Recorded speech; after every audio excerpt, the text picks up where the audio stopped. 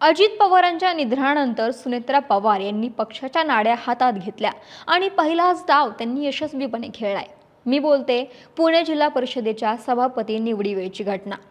सुनेत्रा पवारांनी या निवडीवेळी खेळलेली खेळी अशी काही होती की सगळ्यांनीच त्यावरती शिक्कामोर्तब केला।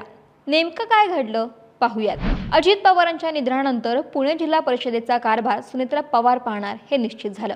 अशात पुणे जिल्हा परिषदेच्या वेगवेगळ्या समित्यांच्या सभापती निवडीचं सर्वाधिकार राष्ट्रवादी काँग्रेसच्या अध्यक्ष आणि उपमुख्यमंत्री सुनेत्रा पवार यांना देण्यात आले आहेत।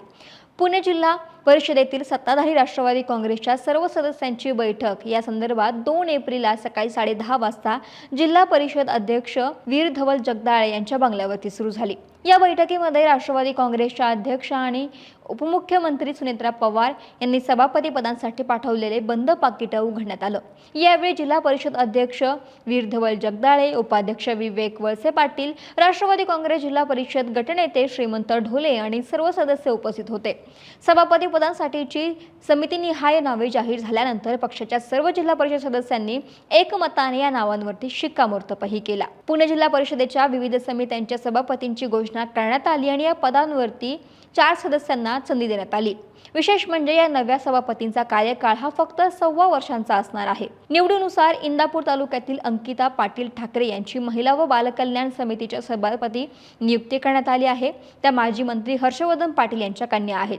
तसेच हवेली तालुक्यातील जितेंद्र वडेकर यांना समाज कल्याण समितीचे सभापतीपद देण्यात आलं।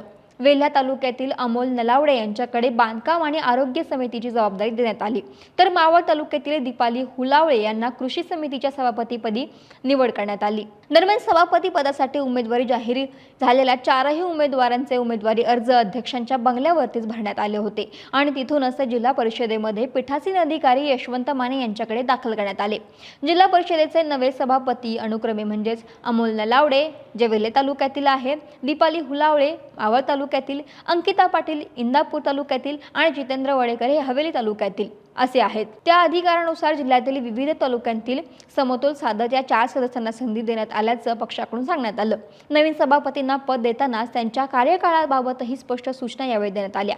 या सभापतींचा कार्यकाळ 1.25 वर्षांचा असून तो 2 जुलै 2027 पर्यंत राहणार आहे।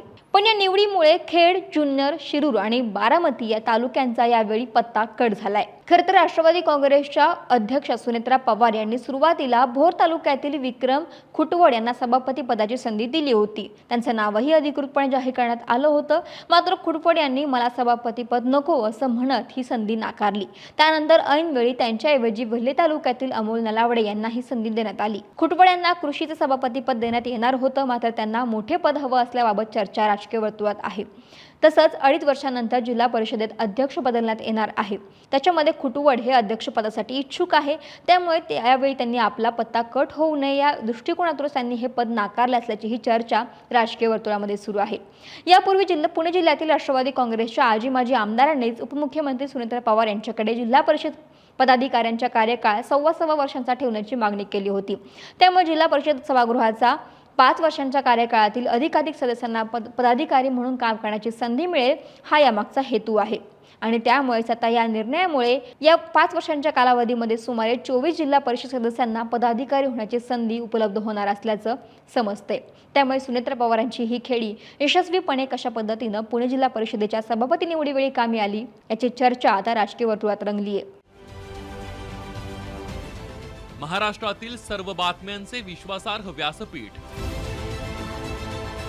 सकाळच्या सर्व सोशल मीडिया प्लॅटफॉर्मला लाईक, फॉलो आणि सबस्क्राईब करा। तसंच सर्व नोटिफिकेशनसाठी बेल आयकॉन प्रेस करायला विसरू नका।